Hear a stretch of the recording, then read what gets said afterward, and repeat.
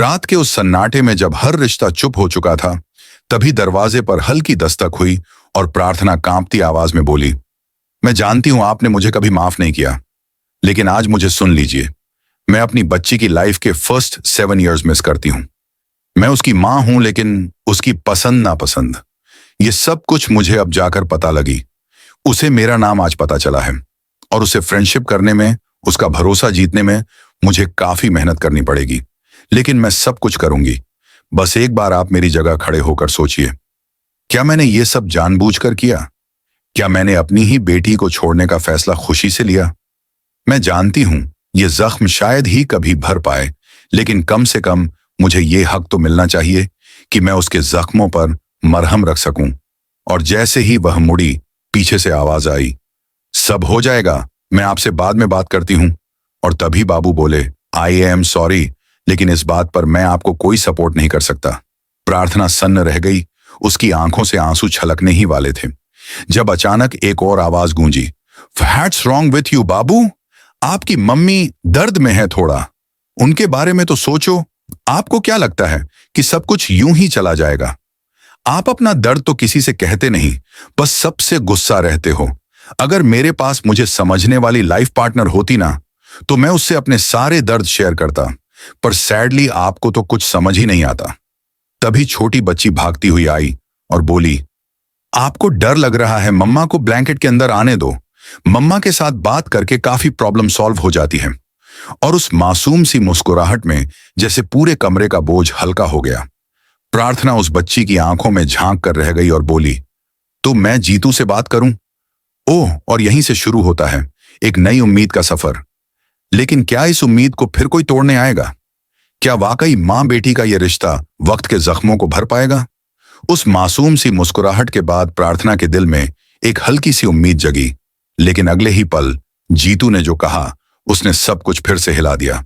वो बोला, मम्मा आप रहो, लेकिन पापा को गुस्सा मत दिलाना, वो बहुत चिल्लाते हैं, मुझे डर लगता है। ये सुनकर प्रार्थना की आंखें नम हो गईं, लेकिन उसने अपने आंसुओं को पी लिया और खुद को संभालते हुए बोली, अच्छा बेटा, मम्मा वादा करती हैं कि अब कुछ भी ऐसा नहीं होगा जिससे तुम्हें डर लगेगा। और वो जीतू को बाहों में भर लेती है। तभी पीछे से शिवांश आता है और बोलता है, ये सब नाटक है। प्रार्थना, तुम हमेशा से सिर्फ ड्रामा करती आई हो। आज तुम्हें अपनी मां वाली जिम्मेदारी याद आ रही है, लेकिन जब मैं हार कर अकेला सब संभाल रहा था, तब तुम कहां थी? प्रार्थना जवाब नहीं देती, सिर्फ उसकी आंखों में गिल्ट साफ झलकता है।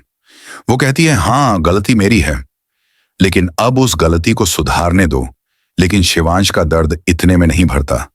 वो कहता है, तुमने उस वक्त मेरी मां को झूठा साबित किया, मेरे पिता पर केस दर्ज करवाया, और आज तुम कह रही हो तुम सब ठीक करना चाहती हो। क्या तुम्हें पता है, उस फैसले के बाद मेरी मां कभी मुस्कुराई तक नहीं।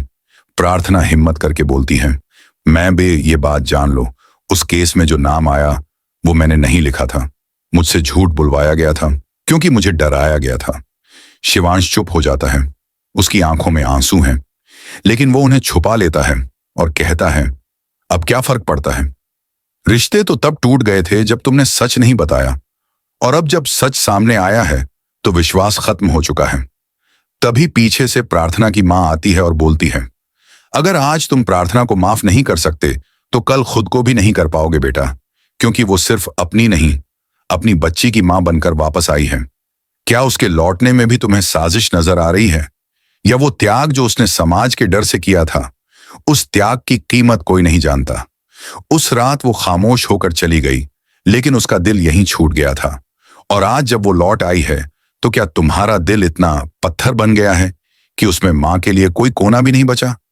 प्रार्थना फूट फूट कर रोने लगती है, और तभी जीतू उसके पास आता है और कहता है, मम्मा आप मत रोइए, मैं हूं ना आपके साथ।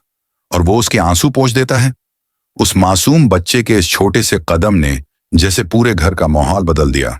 लेकिन क्या शिवांश इस मासूमियत को अपना पाएगा, या फिर एक बार फिर अतीत की राख में दबी सच्चाई झलकर राख कर देगी हर रिश्ते की उम्मीद? शिवांश के मन में तूफान मचा था, आंखों में आंसू थे, लेकिन दिल पत्थर सा बना हुआ था। तभी अचानक पुलिस की गाड़ी घर के बाहर आकर रुकती है और दरवाजे से एक इंस्पेक्टर अंदर आता है।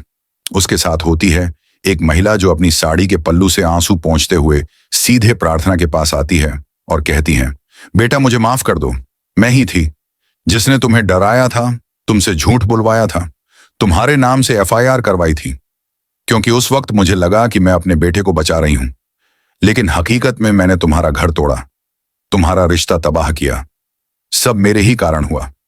यह सुनकर पूरा परिवार स्तब्ध रह जाता है और शिवांश एक कदम पीछे हटकर खड़ा रह जाता है। इंस्पेक्टर कहता है, हमें सबूत मिल चुके हैं कि इस औरत ने जानबूझकर झूठी गवाही के लिए दबाव बनाया था और जिस केस में तुम्हारे पिता का नाम आया था वो पूरी तरह से झूठा था। प्रार्थना नीचे बैठकर रोने लगती है, लेकिन उसकी मां उसे सहारा देती है और कहती है, देखा आज सच सामने आ गया, लेकिन जिस सच की तुम कीमत चुका चुकी हो उस पर अब तुम्हारा अधिकार बनता है।